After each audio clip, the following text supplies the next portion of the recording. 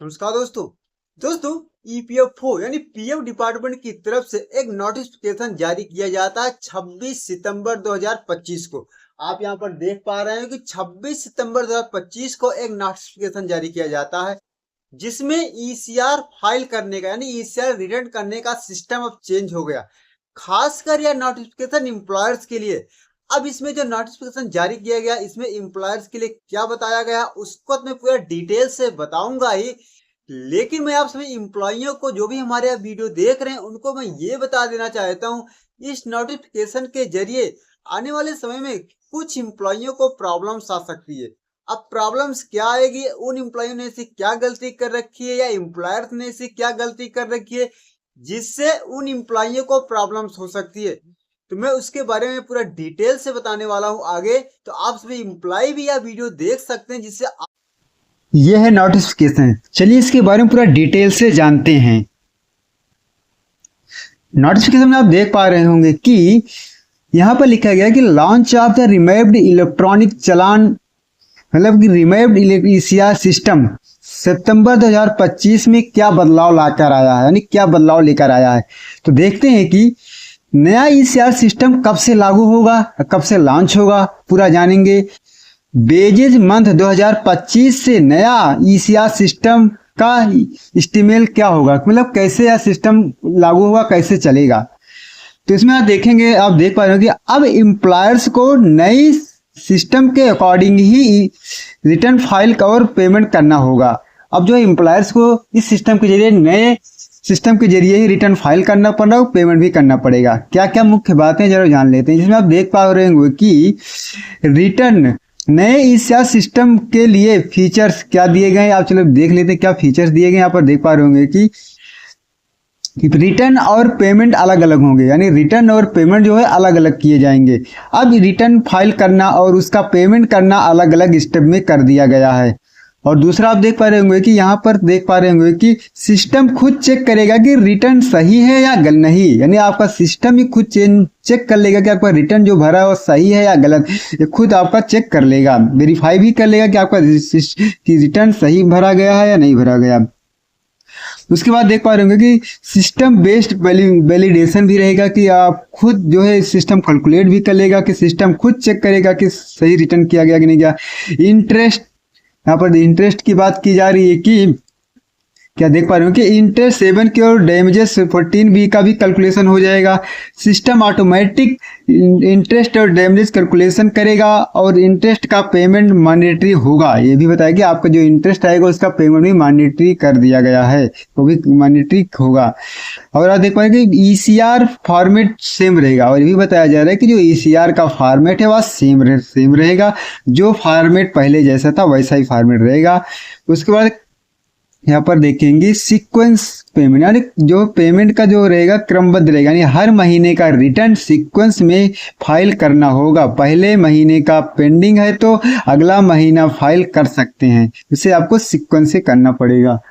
और यहाँ पर देख पाओगे रिटर्न के 3 प्रकार होंगे। यहाँ पर लिखा गया है कि return filings of return filing capabilities कितनी प्रकार से होंगे। अब रिटर्न के 3 प्रकार होंगे। नंबर जो है रिटर्न का 3 प्रकार के नंबर देगा रहेगा, रेगुलर रिटर्न, फिर सप्लीमेंट्री रिटर्न, फिर जो है रिवाइज रिटर्न। एक एक जान लेते हैं कि रेगुलर रिटर्न की बात करें तो एक्टिव एम्प्लॉय के लिए हर महीने का नॉर्मल रिटर्न होगा, ये हमारा रेगुलर रिटर्न होगा।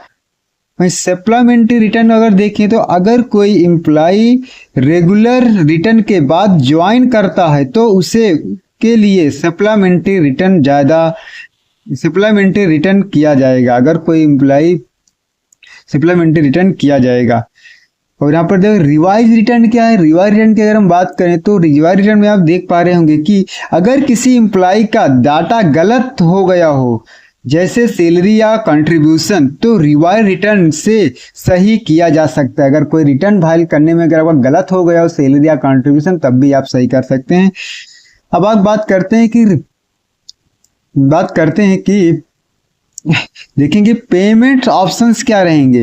यहाँ पर देखेंगे पेमेंट ऑप्शन क्या होने वाला है। यहाँ पर देख पा रहे होंगे कि पेमेंट रिटर्न अप्रूव होने के बाद सिस्टम ड्यू डिपॉजिट समरी दिखाएगा, जिसमें आप कई प्रकार के हो सकते हैं। जैसे यहाँ पर दिखाएगा full payment, part of payment, पे एडमिन चार्ज। और पे 7Q15 कैसे आप पेमेंट करते हैं? आप फुल पेमेंट कर सकते हैं, पार्ट ऑफ पेमेंट कर सकते हैं, सिर्फ एडमिन चार्ज का पेमेंट कर सकते हैं, या सिर्फ 7Q15 का भी पेमेंट कर सकते हैं। या इनिशियल रिलैक्सेशन क्या मिलेगा यहाँ पर? क्या आपको रिलैक्सेशन मिलेगा? शुरुआती 4 महीने तक एम्प्लॉयर कुछ एम्प्लॉय का रिटर्न रेगुलर रिटर्न में फाइल कर सकता है। यानी शुरुआती 4 महीने तक एम्प्लॉयर कुछ एम्प्लॉय का रेगुलर रिटर्न फाइल कर सकता है। बाकी एम्प्लॉय के लिए बाद में ये सप्लीमेंट्री रिटर्न दिया जा सकता है। सप्लीमेंट्री रिटर्न कुछ एम्प्लॉय के लिए जो है बाकी बाद में सप्लीमेंट्री रिटर्न दिया जा सकता है। 4 महीने के बाद या छूट मिलेगी। 4 महीने के बाद ये छूट मिलेगी। 4 महीने के बाद ये छूट मिलेगी। एम्प्लॉय के लिए क्या फायदा हो सकता है? एम्प्लॉय के लिए क्या फायदा है? यहाँ पर देखो भाई, एम्प्लॉय के लिए क्या फायदा है? एम्प्लॉय के लिए क्या फायदा हो सकता है? एम्प्लॉय के लिए क्या फायदा है कि पेंशन फंड में गलत कंट्रीब्यूशन का सॉल्यूशन मिलेगा। 58 साल के बाद पेंशन फंड में कंट्रीब्यूशन नहीं होना चाहिए जब तक एम्प्लॉय डिफर्ड पेंशन नहीं चूज करता है। नया सिस्टम इस गलती को ऑटोमेटिकली जो है पकड़ लेगा। अब देखेंगे यहाँ पर क्या लिखा गया है कि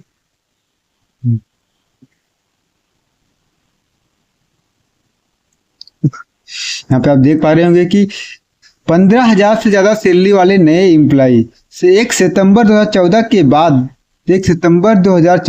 आप देख पा रहे होंगे, सितंबर 2014 के बाद पीएफ में आए हैं तो जिनकी सैलरी 15,000 से ज्यादा है उन्हें पेंशन स्कीम में इंक्लूड नहीं किया जा सकता है। लेकिन कई एम्प्लॉय गलती से पेंशन फंड में पैसा डाल रहे थे। नया सिस्टम ऐसा अकाउंट को फ्लैग करता है ताकि गलती ना हो। एग्जिट डेट अपडेट करना।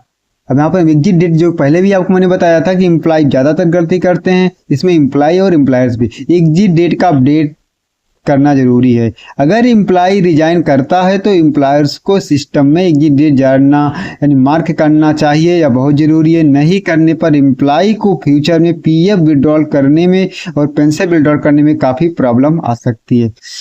दोस्तों लास्ट में मैं आपसे यही कहूँगा कि अगर दोस्तों नए ईसीआर सिस्टम का यूज सही तरीके से करना ना सिर्फ एम्प्लॉयर्स के लिए जरूरी है बल्कि एम्प्लॉय के लिए भी फायदेमंद है। अगर आप एक एम्प्लॉय हैं तो अपना एग्जिट डेट वेरीफाई करवाना, अगर एम्प्लॉयर हैं तो रिटर्न और पेमेंट सही करना आपकी जिम्मेदारी है। तो इन्फॉर्मेशन कैसे लगी हमें कमेंट करके भी जरूर बताएं।